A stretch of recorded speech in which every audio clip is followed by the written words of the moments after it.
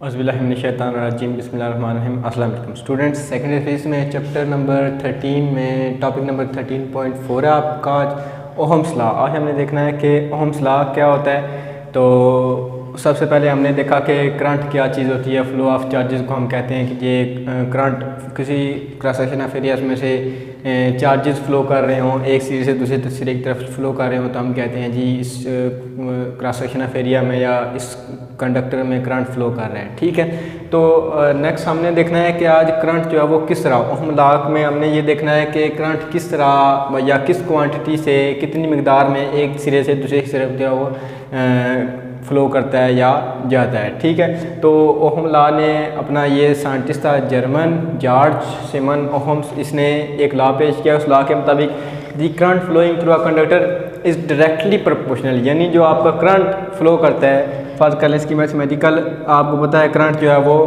आई को ज़ाहिर करते हैं is directly proportional. Directly proportional, proportionality का साइन ये होता है directly proportional to the potential difference across the ends provided physical state such as temperature etcetera of the conductor remains constant. उसने क्या कहा कि करंट जो होता है आपका आई डायरेक्टली प्रोपोर्शनल होता है अप्लाइड पोटेंशियल डिफरेंस वी के। ठीक है, क्या कहा, करंट जितना आपका पोटेंशियल डिफरेंस अप्लाइड करेंगे उतना ज़्यादा करंट होगा। डायरेक्टली का क्या मतलब है कि अगर एक चीज़ बढ़ेगी तो दूसरी चीज़ भी बढ़ेगी, अगर एक चीज़ कम होगी दूसरी चीज़ भी कम होगी। इसी तरह अगर आपका पोटेंशियल डिफरेंस आपने ज़्यादा अप्लाई किया हुआ है एंड्स पे तो करंट आपका ज़्यादा होगा। ठीक है, पोटेंशियल डिफरेंस मैंने आपको बताया हुआ है। पोटेंशियल डिफरेंस एक तो फिर बता देता हूँ कि पोटेंशियल डिफरेंस को इस तरह समझ लें कि एक किस्म का ये करंट को एक सिरे से दूसरे सिरे की तरफ भेजने का एक पंप है। जिस तरह मिसाल ले लें कि वाटर को पंप करने के लिए हम जो है वो आम ज़बान में जो हम मोटर वगैरह यूज़ करते हैं, तो वो वाटर को एक सिरे से पाइप के एक सिरे से दूसरे सिरे की तरफ भेजता है। इसी तरह इसमें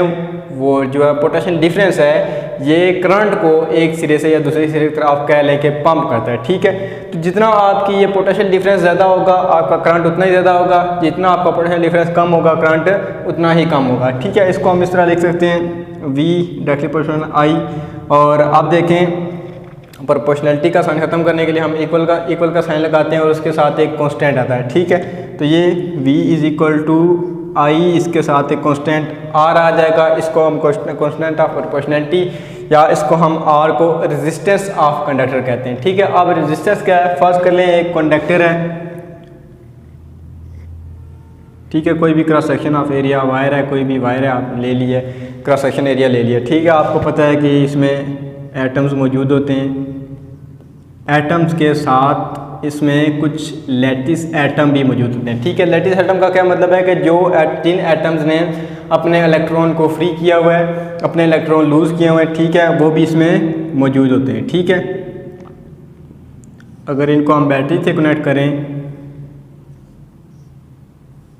ये पॉजिटिव टर्मिनल ये नेगेटिव टर्मिनल, यही बात याद रखनी है कि जब ये टर्मिनल बनाते हैं आप, जो इसके साथ बड़ी लाइन जो लंबी होती है थोड़ी सी वो पॉजिटिव टर्मिनल होता है, जो लाइन छोटी होती है थोड़ी सी वो नेगेटिव टर्मिनल होता है। ठीक है, अगर हम इसको बैटरी के साथ कनेक्ट करें तो ये क्या होगा, यहाँ से ये काइनेटिक एनर्जी गेन करेंगे और एक अपनी जो है वो मोशन में जो है वो एक तरफ जाना शुरू कर देंगे या अपनी एनर्जी उस तरफ ट्रांसफ़र करना शुरू कर देंगे।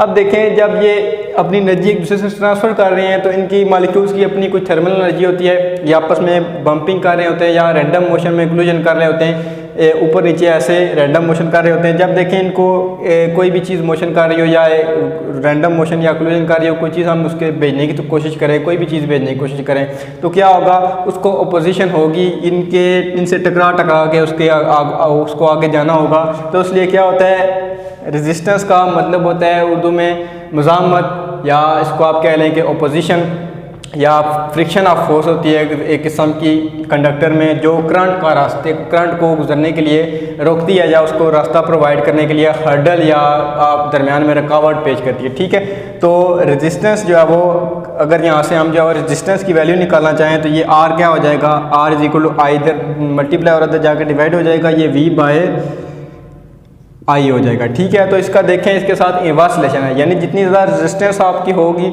उतना ज़्यादा आपका करंट जो है वो कम होगा।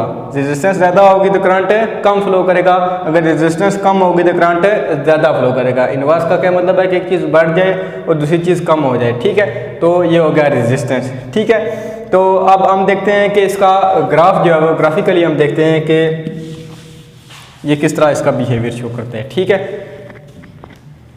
फर्ज कर लें ग्राफ एक फर्ज कर लें, ये एक्स एक्सिस ये वाई एक्सिस। ठीक है, अब यहाँ पे आपने ये एक तरफ V लेना है पोटेंशियल डिफरेंस, एक तरफ आपने I लेना है। ठीक है, तो V एक्स एक्सिस की तरफ ले लें, I वाई एक्सिस की तरफ ले लें। ठीक है, ये V एक्स एक्सिस की तरफ लिया है और Y की तरफ I क्यों लिया है? क्योंकि एक्स एक्सिस पे हम जो है वो इंडिपेंडेंट क्वांटिटी लेते हैं। इंडिपेंडेंट यानी जो दूसरी क्वांटिटी पे डिपेंड ना कर रही हो, या देखें इसमें पोटेंशियल डिफरेंस किसी चीज़ पे या इसमें करंट पे डिपेंड नहीं कर रहा, लेकिन करंट जो है वो पोटेंशियल डिफरेंस पे डिपेंड करता है। वाई एक्सिस पे हम डिपेंडेंट क्वांटिटी लेते हैं, एक्स एक्सिस पे हम इंडिपेंडेंट। तो V जहाँ पे इंडिपेंडेंट है पोटेंशियल डिफरेंस और I जो है वो डिपेंडेंट है, ये पोटेंशियल डिफरेंस पे डिपेंड करता है। जितना ज़्यादा पोटेंशियल डिफरेंस होगा उतना ज़्यादा करंट होगा, जितना कम पोटेंशियल डिफरेंस होगा उतना कम करंट होगा। ठीक है, तो उसने एक और नाम लिया यहाँ पे स्टेटमेंट में, प्रोवाइडेड दी फिजिकल स्टेट। ठीक है, फिजिकल स्टेट का नाम दिया कि फिजिकल स्टेट आपकी कांस्टेंट होनी चाहिए। फिजिकल स्टेट का क्या मतलब है कि टेम्परेचर, उसकी शेप वगैरह, या फिजिकल जो है वो आमतौर पर इसमें टेम्परेचर ही हम देखते हैं कि इसमें टेम्परेचर कांस्टेंट रहना चाहिए। अगर कम टेम्परेचर ज़्यादा हो जाएगा तो इसमें जो है वो रेजिस्टेंस में कमी या ज़्यादा इस तरह जो है वो चेंज हो जाएगी, रेजिस्टेंस ज़्यादा हो जाएगी। टेम्परेचर अगर ज़्यादा होगा, टेम्परेचर कम होगा, रेजिस्टेंस डिक्रीज कर जाएगी। ठीक है, तो अगर इसमें रेजिस्टेंस कांस्टेंट हो तो इसका ग्राफ किस तरह बनता है? एक स्ट्रेट लाइन, यानी एक अतदाल के साथ ये दोनों बढ़ते हैं। यानी जितना पोटेंशियल डिफरेंस आप बढ़ा रहे हैं उतना ही करंट, इस तरफ करंट पोटेंशियल डिफरेंस इधर बढ़ा रहे हैं तो करंट भी इधर बढ़ा है, तो इनका ग्राफ बिल्कुल स्ट्रेट लाइन होता है। ये कब होता है? जब जो है वो आप जो है फिजिकल स्टेट आपकी कांस्टेंट रह रही हो। ठीक है, तो ओहम ने जो है वो इनकी कंडक्टिविटी के हिसाब से कंडक्टर्स को दो जो है वो टाइप्स में तकसीम किया है। उसको हम कह सकते हैं जी ओहमिक डिवाइसेस, दो किस्म की डिवाइसेस में इसने इनको तकसीम किया। एक को हम कहते हैं ओहमिक डिवाइसेस, दूसरे को हम कहते हैं नॉन ओहमिक डिवाइसेस। ठीक है, ओहमिक डिवाइसेस कौन सी होती हैं? ये वाला जो ग्राफ होगा ये ओहमिक डिवाइसेस का होगा। ओहमिक डिवाइसेस, ठीक है, ओहमिक डिवाइसेस कौन सी होती हैं? जिसमें आपकी रेजिस्टेंस चेंज ना हो, यानी आप पोटेंशियल डिफरेंस अप्लाइड कर दें, पोटेंशियल डिफरेंस बढ़ा रहे हैं, करंट भी बढ़ रहा है, आपकी रेजिस्टेंस चेंज नहीं हो रही, यानी आपका जो है वो जितना पोटेंशियल डिफरेंस अप्लाई कर रहे हैं उतना ही करंट उसी हिसाब से बढ़ रहा है, तो ये होंगे ओहमिक कंडक्टर। तकरीबन आमतौर पर मेटल्स जो होते हैं, तकरीबन सारे मेटल्स, कुछ को छोड़ के एक दो को छोड़ के सारे मेटल जो हैं ओहमिक कंडक्टर होते हैं। ये करंट के गुड कंडक्टर होते हैं, इसमें फ्री इलेक्ट्रॉन ज़्यादा मौजूद होता है। ठीक है, नेक्स्ट एक और ग्राफ देख लें नॉन ओहमिक कंडक्टर्स का।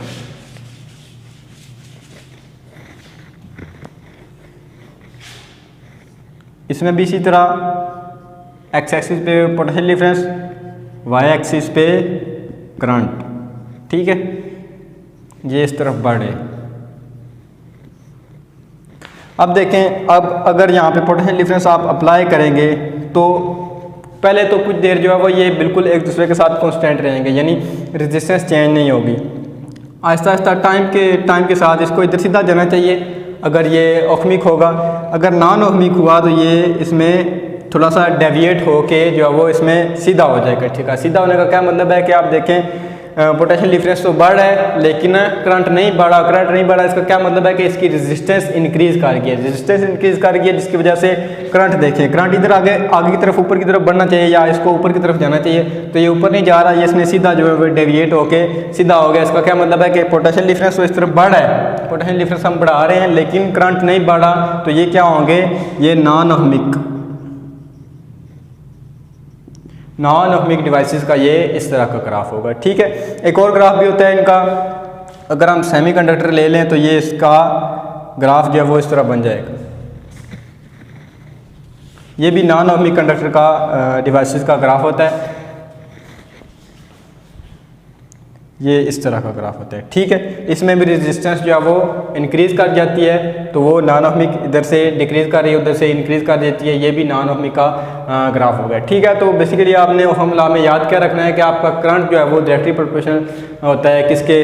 वोल्टेज के, और अगर आपकी फिजिकल स्टेट सेम रहती है और रेजिस्टेंस के भी करंट जो है वो डायरेक्टली प्रोपोर्शनल होता है, जितनी ज़्यादा रेजिस्टेंस करेंगे करंट भी उतना ज़्यादा इन्वर्सली प्रोपोर्शनल है उसके रेजिस्टेंस के। करंट ज़्यादा करेंगे तो रेजिस्टेंस ज़्यादा करेंगे तो करंट कम हो जाएगा और करंट रेजिस्टेंस कम करेंगे तो करंट बढ़ जाएगा। ठीक है, नेक्स्ट ये ओहम लॉ हो गया। नेक्स्ट इसका आगे रेजिस्टेंस के हवाले से हम बात करते हैं कि रेजिस्टेंस सर्किट में हम रेजिस्टेंस को किस तरह लगा सकते हैं, या रिवाइज ऑफ सीरीज या पैरेलल कैपेसिटर को हम नाम देते हैं। ठीक है, एक होते हैं सीरीज में हम रेजिस्टेंस को एक लगा सकते हैं, एक पैरेलल में, सीरीज और पैरेलल। ठीक है, सीरीज में लगाने का क्या मतलब है कि एंड टू एंड। ठीक है, इसको क्या मतलब होता है, end to end, end to end. End to end किस तरह लगाते हैं, ये देखें इस तरह, ये एक रेजिस्टेंस लगा दी इधर, ये दूसरी इधर, ये तीसरी इधर। ठीक है, इसको R1 का नाम दे दें, R2 का नाम दे दें, R3 का। तो ये इक्विवेलेंट रेजिस्टेंस किस तरह हो जाएगी, RE। ठीक है, ये छोटा सा सब्सक्रिप्ट में E लिखा है, इसका क्या मतलब है कि इक्विवेलेंट रेजिस्टेंस होगी। आप इन सारी रेजिस्टेंस को प्लस कर लें, R1 plus R2 plus R3। ठीक है, ये सीरीज सर्किट की, ठीक है, हमने अगर सीरीज में रेजिस्टेंस लगाई हुई है, ये सीरीज सर्किट की रेजिस्टेंस होगी। ठीक है, ये किस चीज़ पे डिपेंड करती है, ये डिपेंड करती है पोटेंशियल डिफरेंस पे और करंट पे। ठीक है, इसमें क्या होगा, इसमें आपका करंट बिल्कुल सेम रहेगा, जो करंट यहाँ पे है R1 पे है वही करंट R2 पे होगा, वही करंट R3 पे होगा, लेकिन इन पे जो पोटेंशियल डिफरेंस आपने अप्लाई किया हुआ है, फर्ज करें इसको हमने बैटरी से साथ कनेक्ट कर देते हैं।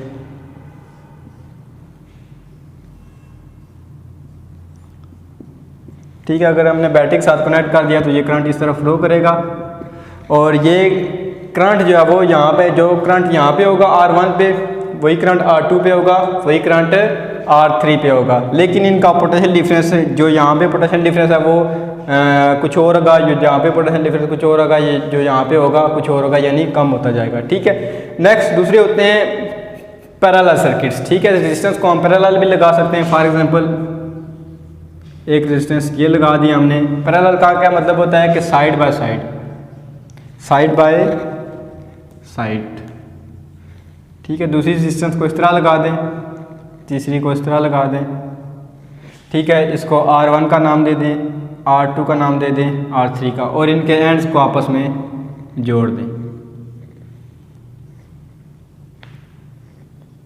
ठीक है, इनको हम जो है एक बैटरी के साथ कनेक्ट कर देते हैं। ठीक है, अब देखें अगर हमने बैटरी के साथ कनेक्ट किया तो यहाँ पे करंट फ्लो करेगा इस तरफ। अब जब करंट फ्लो करेगा, आपको पता है कि करंट फ्लो ऑफ करंट क्या चीज़ होती है, चार्जेस बेसिकली फ्लो करते हैं, डेल क्यू चार्जेस। अब देखें चार्जेस जब यहाँ से यहाँ तक फ्लो करेंगे, इसको तीन रास्ते आगे मिलेंगे। कुछ जो चार्जेस वो इस रास्ते की तरफ फ्लो करना शुरू करेंगे, कुछ इस तरफ, कुछ इस तरफ। ठीक है, अब देखें अब करंट की मिकदार जो है वो इन तीनों में सेम नहीं होगी, इसमें कुछ और करंट होगा, इसमें कुछ और, इसमें कुछ और, लेकिन इनमें पोटेंशियल डिफरेंस हमने अप्लाइड किया, वो सारा का सारा पोटेंशियल डिफरेंस इसमें भी सेम ही होगा, पोटेंशियल डिफरेंस इसमें भी, पोटेंशियल डिफरेंस इसमें भी जो V होगा वो सेम होगा। ठीक है, इसकी रेजिस्टेंस निकालने के लिए हम क्या फार्मूला लगाएंगे, इसकी रेजिस्टेंस निकालने के लिए फार्मूला लगाते हैं RE, यानी इक्विवेलेंट रेजिस्टेंस। E का मतलब इक्विवेलेंट। इक्विवेलेंट रेजिस्टेंस कितनी हो जाएगी, 1/R1 plus 1/R2 plus 1/R3 up to so on, जहाँ तक हमने जितनी रेजिस्टेंस लगाई। अगर 3 लगाई हैं 3, अगर nth या जितनी मर्जी हमने रेजिस्टेंस लगाई हुई हैं उस हिसाब से इसका जो है वो रेजिस्टेंस 1/R रेजिस्टेंस कम होगी। ठीक है, तो ये आपका टॉपिक नंबर 13.4 कंप्लीट हो गया, ओहम लॉ। ठीक है, फिर मान